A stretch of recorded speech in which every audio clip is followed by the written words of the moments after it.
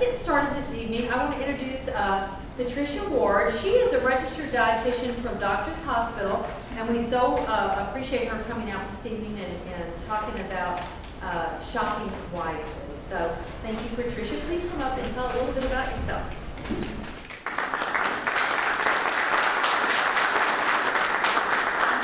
Thank you, everybody. Like she said, my name is Patricia Ward. I am a clinical dietitian at Doctors Hospital of Augusta. I've been there for almost 5 years, but I've been working in the CSRA since I completed my dietetics education for about the last 9 going on 10 years. And so I'm very happy to have been asked to be here today. Thank you very much for inviting me. And I want to talk to you a little bit about translating what we are buying at the grocery store to, what we're putting in our bodies. So to get started, let's think about for a minute about a couple of questions. Are we starting to understand what's going on? Does anybody know the answer to these questions? What food group should cover about half of your plate? Vegetables, fruits and vegetables, that is correct. Does anybody know the components of a SMART goal? Go ahead and just raise your hand. You don't have to shout it out. Just raise your hand if you know what the components of a SMART goal is. It has to be specific and measurable, definitely. Anybody know A? Attainable, that's good. R, anyone? Realistic. And T? Timely, right. Set a goal and have a specific amount of time to achieve that goal so that you have a deadline. True or false? Drinking water makes you lose weight. False. Staying hydrated is a very good key to weight loss success, but just adding water into everything else that you're eating and drinking during the day is not going to necessarily be magical for weight loss. True or false? Most people who are trying to lose weight need to eat more protein. False. Yes. Total calories throughout the day is what achieves weight loss. Now, eating more protein doesn't necessarily help with that. Really, only the bodybuilders and the professional athletes who, it's actually their job to be in the gym for 8 hours a day, those are the people that need to be eating extra protein to maintain their body weight and their body composition. How many days a week on average do you need to exercise to lose weight and keep it off? 3 days. Which foods can you eat as much of as you want and not gain any weight? Exactly, thank you. There are no such magical foods. They all have calories. And what in food contributes to weight gain the most? Would it be sodium, carbs, dye, or fat? I don't really like to specifically say any particular nutrient, but in this case I'm going to say that fat would be the correct answer for this because it is the most calorically dense. When you compare carbs to protein to fat, fat has the most calories per gram compared to carbs and protein. So you're just eating more calories just by the nature of eating more fat. What is the appropriate serving size for a grain? Half a cup. And for juice, anyone? 4 ounces, that is correct. How many people here drink 4 ounces of juice at one time? At least, right. It's really difficult to drink only, that 4 ounces of juice. We usually just grab a cup out of the cupboard and pour a glass, and there are all those calories. How many of you visualize yourself at your goal weight regularly? The power of positive thinking is very strong, so I highly suggest you do that. And what are your 3 greatest barriers to achieving a healthy weight? It is really important. Food? It is so important to identify what is getting in your way so that you can overcome those barriers and move on. Okay, so what we're going to be talking about today specifically is making your time in the grocery store efficient. some tools and some other essentials to make your kitchen in great shape for cooking. Modifying your favorite recipes to make them a little bit healthier so you're not necessarily giving up your comfort foods, and there's a little bit of meal planning and recipes. So putting that time in before you go to the grocery store is so important to making your time in the grocery store efficient. Go ahead and check the newspaper ads, look at what coupons are running, and start making your plans around that so you can save yourself a little bit of money while still doing your meal planning. It is important to buy only the stuff that you need. You know, what good is a coupon for Kleenex if you already have 20 boxes in the cabinet, or you know, the same thing for corn or something like that. Also keep an eye out for sales, you know, specifically for our lean meats. You know, meat can get pretty expensive, and so when you see that it's on sale, go ahead and buy 2 or 3 times, you know, more than what you might need, and go ahead and portion them out and stick them in the freezer for later use. That will save you a few dollars here or there. Keeping a list on your refrigerator or somewhere else in the kitchen where you can just write in what you just used up and write in what you know that you need as you think of it, and that way everybody in the family can participate in keeping that grocery list going. And investing that time planning your meals, thinking about what you're going to have for the week will really go far as making the most out of your grocery store time. And then, of course, planning ahead. If you know what you're going to buy, you just go there. You go for what you need and you buy it, and that will save you time later on in the week making extra trips to the grocery store and taking extra time to think again about what it is that you're doing for the day. It also helps to decrease impulse buys, and I don't know any of you, but I don't buy apples when I'm feeling like I need a snack at the grocery store. So, you know, so planning ahead and knowing what you're going to buy will help cut back on cookies and snacks and chips.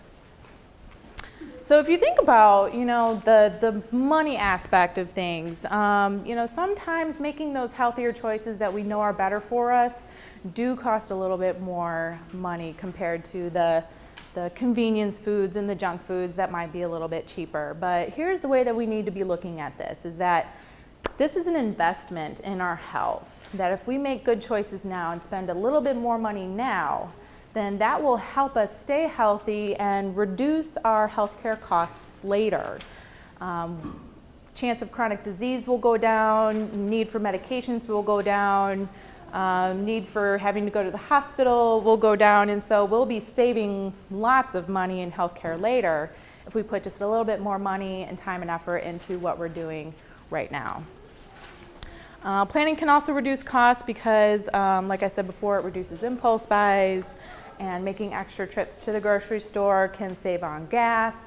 And you know, I don't know about you guys, but there have been times when I've come home from work and there's nothing in the crock pot and there's nothing defrosted, and it's like, oh, what are we doing for dinner? Well, let's just go to the restaurant, you know. And so if you plan ahead and you know what you're going to have, then that will cut back on, you know, taking trips out to the restaurants, which the food there costs more money, and then you're spending money on tip and, you know, money for gas to drive around and that sort of thing.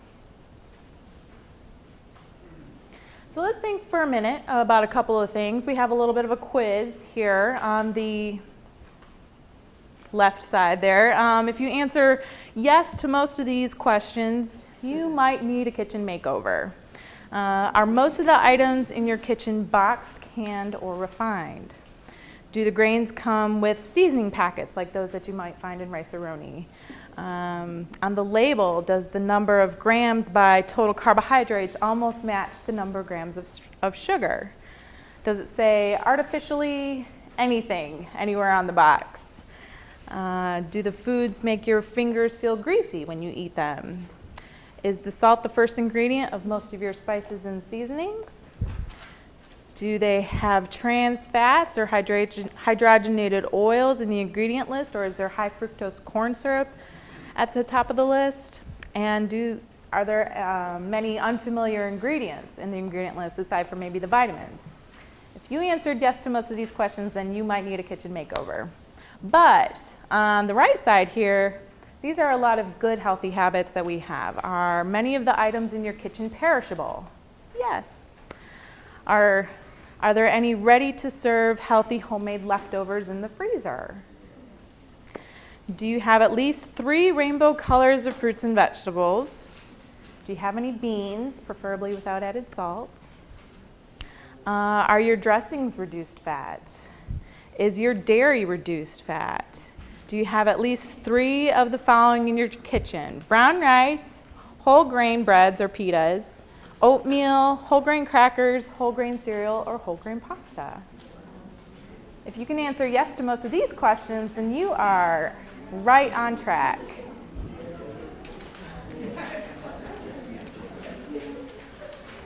So specifically, I would like to talk about some foods that would be good healthy choices for you to be having in your pantry. Now when it comes to grains, these are your complex carbohydrates. These are the high fiber, good for you carbohydrates. Beans and rice and pasta and other grains. It is a great idea to choose the versions of these foods that are whole grain and whole wheat, as opposed to the refined versions of these foods. Okay, so specifically you can see there some specific beans and of course brown rice and whole wheat pasta. If you're feeling a little experimental, you can try out some bulgur or some orzo or couscous, or I've gotten into quinoa recently. That's a really good whole grain to try. Onions and garlic are great for cooking with and seasoning your foods and adding deep flavors to your homemade foods. There's some potatoes and canned vegetables, preferably the low sodium varieties of these foods. We don't want to be eating too much salt. It tends to make our bodies hold on to water, which can make us feel a little bit bloated and hold us back from our weight gain goals. Okay.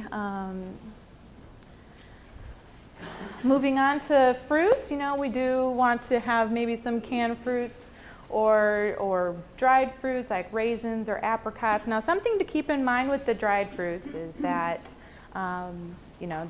all the moisture has been sucked out of them, and so the fruit has shriveled up, and so the portion size for that is going to be much smaller compared to the fresh version of the food. Just for example, a half a cup of fresh fruit would be about the same amount of calories as a quarter cup of raisins.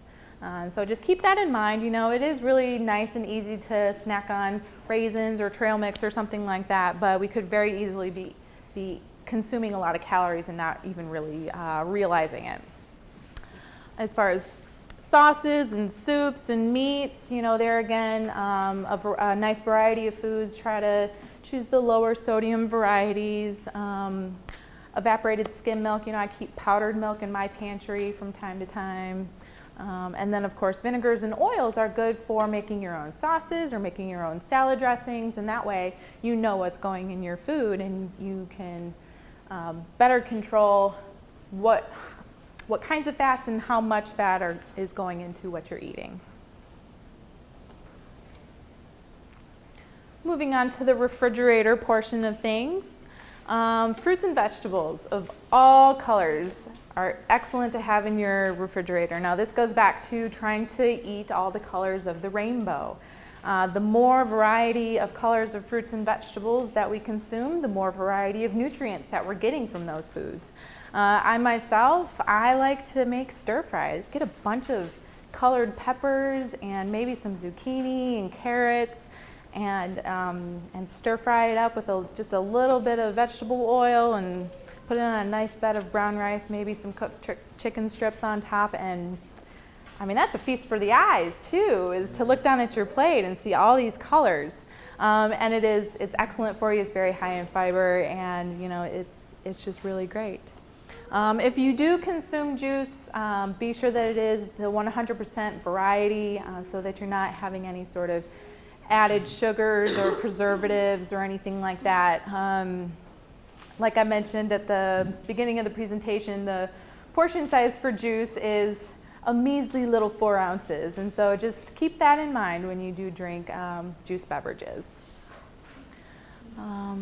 As far as dairy is concerned, trying to choose the lower fat or reduced fat versions of these foods is a good way to cut calories. And when using them in your familiar recipes, there's very little difference in the outcome of the recipe. The only exceptions to that might be if you're baking or maybe like making ice cream or something like that, which is not a healthy food choice anyway. But there are certain sciences of cooking that you can't really mess with the fat content of the food and have the product turn out the way that you would want. But most of the time you can. Switching from 2% to 1% milk or skim milk isn't going to have that much of a difference on the outcome of the food.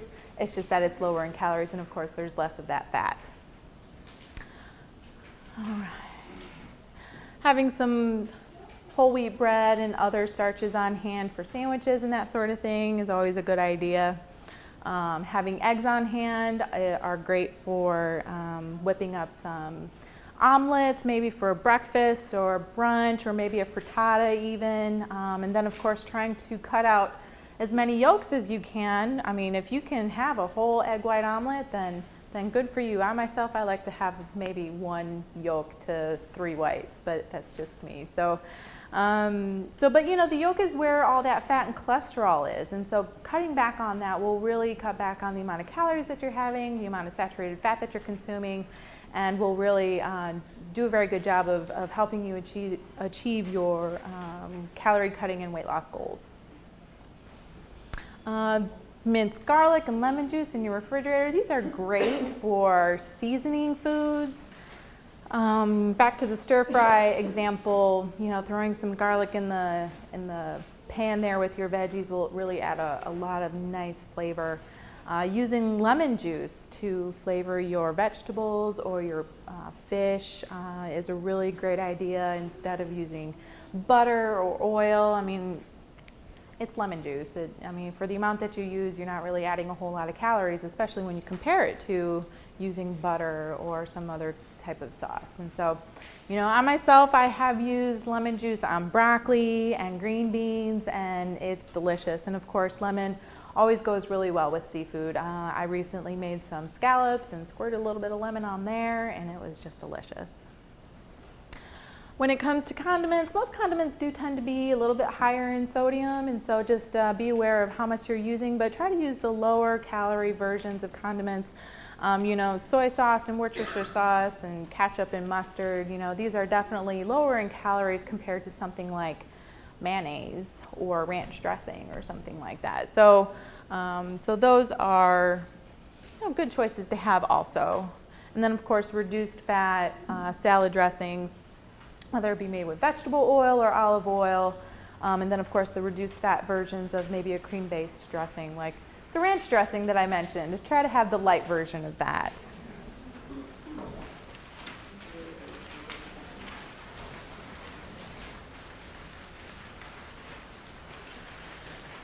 Okay, so what should we be keeping in our freezer? Well, about the same stuff. The good thing about having a freezer is that, if you maybe forget to plan a meal for a day, then you can have some vegetables and a protein in the freezer that might just need a little bit of thawing. Okay, so frozen vegetables and fruits for either, it says here maybe a smoothie for a snack or something like that. Onions and green bell peppers are great for maybe making that frittata or that omelet that I mentioned. The vegetables. Whole grain breads there again, they keep really well in the freezer, and so if you find yourself maybe out of fresh bread, you can just thaw out some frozen bread and make yourself a sandwich, and that's a really easy, quick thing to make for yourself. And there again, back to our meats, if you're lucky enough to hit a sale on chicken or maybe some lean ground beef and you have a stockpile in your freezer, then you can just pull that out at the beginning of the day and let that defrost and then stick it on the grill for dinner, and that'll be great. Of course, loins are leaner than, say, other cuts of meat, and so when looking at your beef and your pork, look for the loin variety. And then, of course, the light meat of chicken and turkey is going to have less fat compared to the dark meat of that poultry. And when it comes to fish, you know, we've got some, the salmon and the tuna, of course, those are considered fatty fish, but they are the very healthy fats for us. And so 2 servings, 4 ounces each of a fatty fish is what is recommended for, you know, to keep up with your heart health. And then otherwise, you know, baking or broiling other types of lean fish, it's also very tasty. And then also, you know, if anybody has a sweet tooth, I know that I do, keeping some frozen yogurt or some sorbet for a small dessert is always kind of nice to have. Now, I don't know about you, but it's hard for me to go from lunch to supper without having anything in between that time. You know, I eat lunch at 12 or 12:15 every day, and if I come home and we're not eating till 7:30, that's going to be a problem for me. So, and I think that is for most people. Most people need to have something in between the major meal times. And so, so what are some healthy snacks? You know, I get asked that a lot, actually, and people just aren't quite sure what is a healthy snack. Portion control is key here. We have to remember that it's going to be a snack and not a smaller than normal meal, you know, so maybe half of a sandwich and half a piece of fruit or something like that. But here we've got some ideas of some snacks. You know, you can get the single serving cereal boxes and, you know, get a carton of milk, and that would be a nice small snack. The trail mix, you know, but like I mentioned before, just keep in mind with the nuts and the dried fruit, that's pretty calorically dense, and so the portion size is going to be a little bit smaller than what you might expect, but it will carry you. I mean, if you just kind of have your, your little portion of trail mix, and you will be satisfied and you'll be able to get through until your mealtime. The same thing applies to energy bars and granola bars, and you know, like I know I had a Kind bar this afternoon before coming here, and if you read the label on those, you'd be surprised. They, you know, upwards to like 250 to 300 calories per bar, which is a little bit more than what most people might expect, I think. So yes, so just a reminder to, you know, check your calories on those types of things. Of course, everybody thinks of carrot sticks and celery sticks when they think of snacks, right? They are pretty good snacks. They're low in calorie, they're very high in fiber, so they'll help keep you full and satisfied until your mealtime. You know, if you need a little bit of a dip, that's fine. I actually, you know, there are recipes available for healthier, lower fat dips. I have made some with fat-free Greek yogurt, so it's nice and thick. But it's a protein source, and you know, you just add a little bit of flavorings to it, and it's pretty delightful. Instead of having, you know, ranch dip or sour cream dip or something like that. Grapes are a great finger food to have on hand for snacks, and then of course just all kinds of regular fruit, whether it be an apple or an orange or a banana, and you know, those are very portable. Whole fruits are very portable. You don't necessarily need a refrigerator or anything to carry those around with you. Nuts and raisins, trail mix, oatmeal packets if you have, you know, access to hot water in a bowl. Hey, why not? You know, it's very high in fiber. It'll keep you full until your mealtime, and it's a nice option for a complex carbohydrate.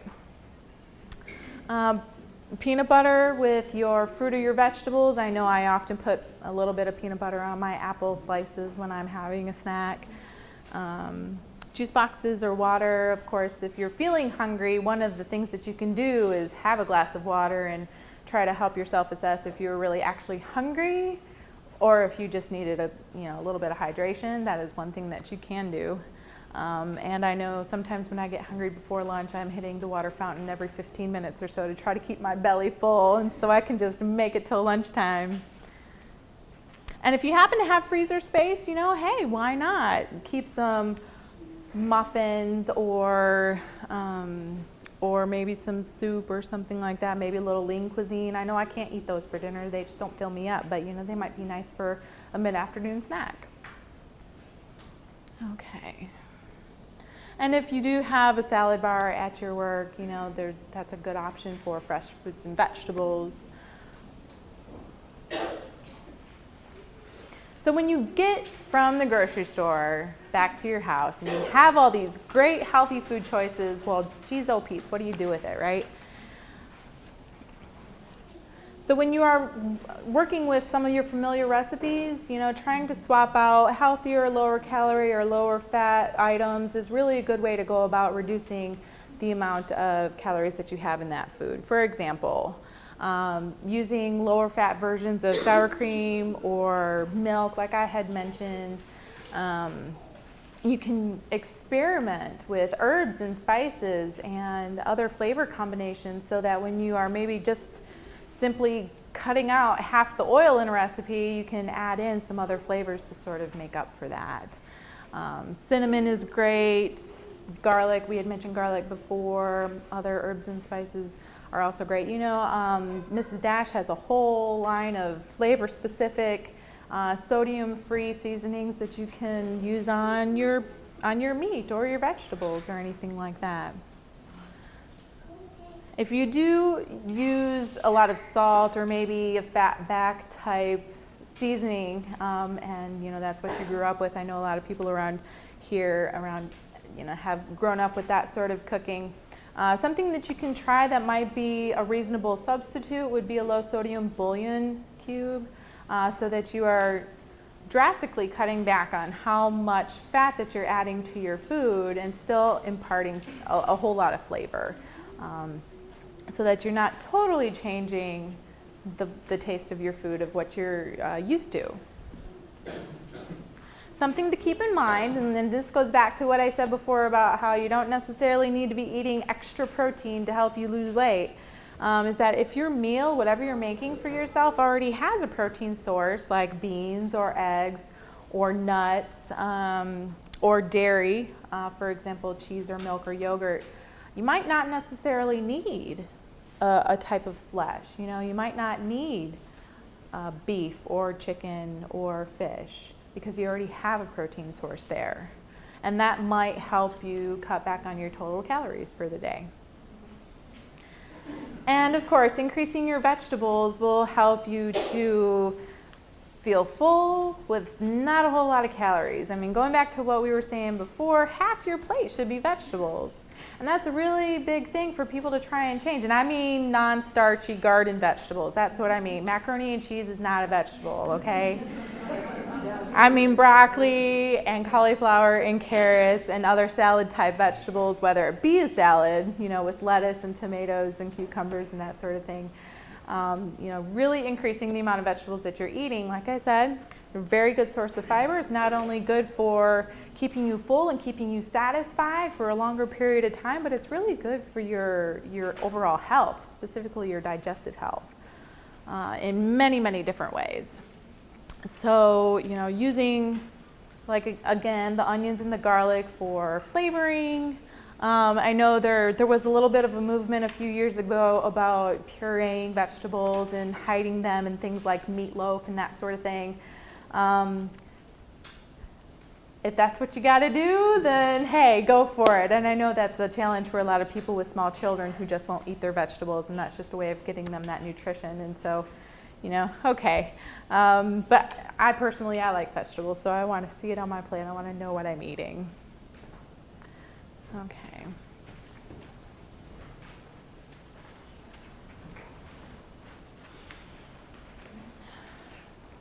Okay, back to the fiber. More about fiber. The whole grain and high fiber foods and whole wheat pasta and that sort of thing, like I keep saying, it helps keep you full. It promotes digestive health. You know, regular bowel habits are really important for long-term digestive health, and so that will help with that. There again, a serving size for a grain is about 1/2 cup, and so, I mean, I know this was a challenge for me, was actually being able to recognize and estimate how much food was on the plate. You know, if you need to go get your baking cups out of the cupboard and actually dish out your food with your baking cups, please go ahead and do that until you can actually recognize. You can look at a pile of corn and say to yourself, that is a half a cup, or that is 2 cups, you know, or something like that. Take that time to help yourself recognize how much food it is you're actually eating. Now, when it comes to butter and margarine, you know, I do get this question a lot about, you know, which one is better, because the butter has the cholesterol and the saturated fat in it. It's not so awesome for you. But then the margarine often has trans fatty acids in it, which we have learned recently that those are not so awesome for you either. And so which one do you choose? Well, if you're going to have one or the other, just remember that a fat is a fat is a fat. It all has the same amount of calories unless the label says that it's light or reduced calorie. And so everything should be used in moderation anyway. You can look for the butter products or the margarine products that are maybe a little bit more heart healthy. They have that fat profile that's higher in omega-3 fatty acids and higher in the unsaturated fatty acids compared to the bad saturated fatty acids. So up here we've got the Promise up there and the Smart Balance, and those are just a little bit better for us when it comes to butter and margarine choices. And here again, if you like desserts, and I know that I do, try to change your idea of dessert away from something like ice cream or cake or cookies or something like that to something maybe that's fruit-based or dairy-based. Maybe a frozen yogurt or a yogurt dip with fruit or something like that, where you're actually getting some good quality nutrition out of it too, as well as satisfying your sweet tooth. Okay, I have here some suggestions on some substitutions that you can make in your recipes to help lower the calories, make it a little bit healthier for you. For example, instead of using a whole egg, instead use 2 egg whites, and that way you will be removing that yolk, which is a big source of calories and saturated fat and cholesterol. And I have tried this next one myself, using applesauce instead of vegetable oil for making cakes or muffins or something like that. That works out really well. And so that is something to try also. And then some other suggestions there as far as swapping out wheat flour for white flour, using cocoa powder and oil instead of regular chocolate bar, and then of course using lower fat versions of your dairy foods instead of the whole fat versions of foods. Okay, so just give those things a look over and see where it is that you can start making small changes for yourself. Excuse me, I cannot read this even though I wear contacts. Is there someone online that you can read this? You can email teamlead.org. I'll send it out to you. Right, thank you. Teamlead@familywide.org. Okay, thanks. Thank you. All right. So I hope we've learned some things here. Let's take another little bit of a quiz here. We're going to raise our hands again. Raise your hand if you always shop with a grocery list. To me, in my opinion, that is key number 1, is having a list and sticking to it. And there again, we will decrease, how many splurges we make if we just know what we're going to get and that's all that we get. How many of you make a menu for the week? All right, so some of us need a little bit of work on that, actually thinking about what we're going to be having a little bit ahead of time. And of course, if you know what you're going to be having for dinner on Monday, Tuesday, Wednesday, and Thursday, you can then make your grocery list and go to the store with your list and stick to your list.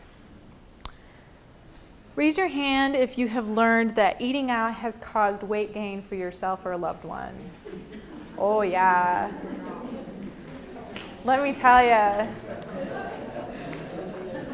I think this happens to a lot of people, but when I met my husband and we started going on dates and then we got married and we started making like really like good food for ourselves, it really does kind of add up pretty quickly. And so then we have to tell ourselves, okay, maybe we'll only eat out once a week instead of 3 or 4 times a week. And so, yeah, restaurant food they make it to be yummy, you know. They don't care about calories or fat or any of that. They want you to come to their restaurant to eat tasty food. So it really is a challenge to eat healthy and to watch your calories when you're eating out at a restaurant or even fast food on a regular basis.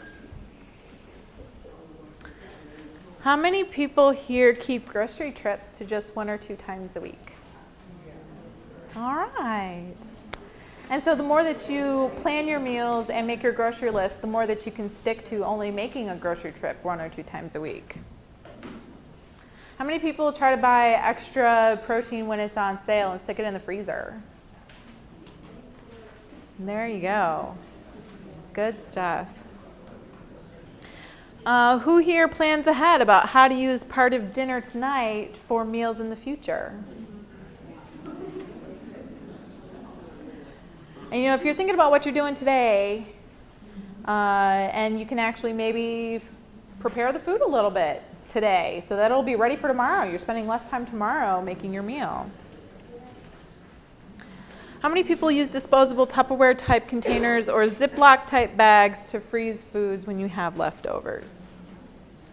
And that's great for planning for lunches or dinners or stuff in the future. If you make a big pot of soup and there's only 3 or 4 of you eating it, maybe for one meal, stick the rest of it in the freezer and then you've got dinner later on. That all you have to do is thaw it out. There's no work there. It's already done. Can't beat that. And how many people use convenience foods such as bagged salad mix or pre-grilled food or cut fruit? No, actually, it's not. It's not, because sometimes using the convenience fruits and veggies is actually worth the extra money and, decreasing the amount of work that you're doing to prepare the food so that you'll actually eat the food. How many people pass on the orange because, oh my gosh, I have to peel the orange before I can eat it, or, something like that. So that is not a trick question. That is actually something, very smart that you can do for yourself to help increase the amount of fruits and veggies that you're eating for the day. Okay, how many people go ahead and prepare ingredients for today if you know you're going to be eating them tomorrow while the kitchen is dirty and you got everything out? I know, sometimes, right? Because if you're in the kitchen already, why do you want to stay there any longer than you have to? But it is really a good idea to try and plan ahead and, you already got everything out. Take the extra 10 or 15 minutes to do what you need to do. And that way you don't have to do it tomorrow. How many people have double the recipe so that they can save it for later or freeze it for later? There again, you're doing just a little bit of extra work now so you can have less work later, and it'll help you make those healthy food choices later.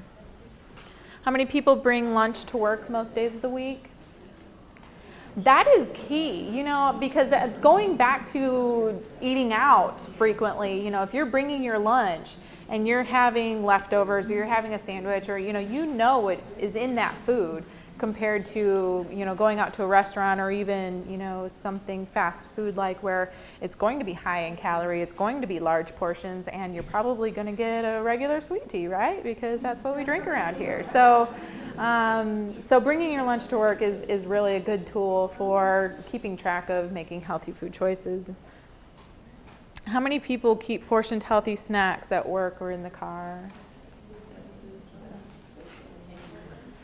And I myself, I have found that to be a problem for myself. Like I said earlier, if I don't have dinner until 7:30 at night, man, I do actually tend to overdo it, and I can feel myself doing it, but geez, oh Pete, I'm so hungry. So having those snacks ready so you're not rummaging for it and searching for it and can't find it, and then you get a candy bar. How many people have done that, right? So if you have it ready and it's just there waiting for you when you need it, then you're already ahead of the game. How many people have modified home recipes to make them a little bit healthier? there again. So we're not really giving up our comfort foods, we're just tweaking them so that they're a little bit better for us. And how many people have gone ahead and used a measuring cup to portion out their food? All right. All right, so I bet you people are the ones who were telling me that, you know, a portion size for a grain is about a half a cup, because you guys know. All right. Well, it sounds like we're all really just on our way. I hope we've learned a couple of things. Is there anything that I can answer for you while I'm here?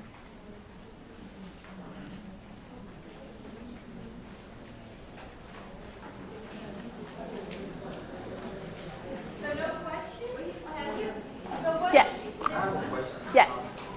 Is soy milk like, is it good for you, or how do you feel about soy milk? Soy milk is a good alternative for people who are lactose intolerant. It's good for people who are trying to increase their soy for heart health reasons.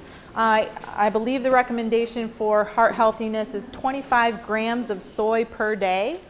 And so drinking soy milk is a great way to try and achieve that goal of 25 grams of soy per day.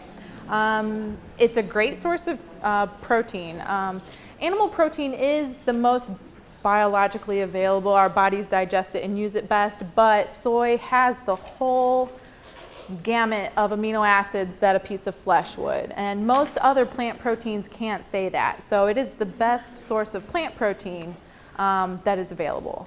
So I say if you're into soy milk, go for it. Good question. Any other questions? And I think she'll probably be around just for a few minutes if you have one that you would just like to ask her a little more privately. Well,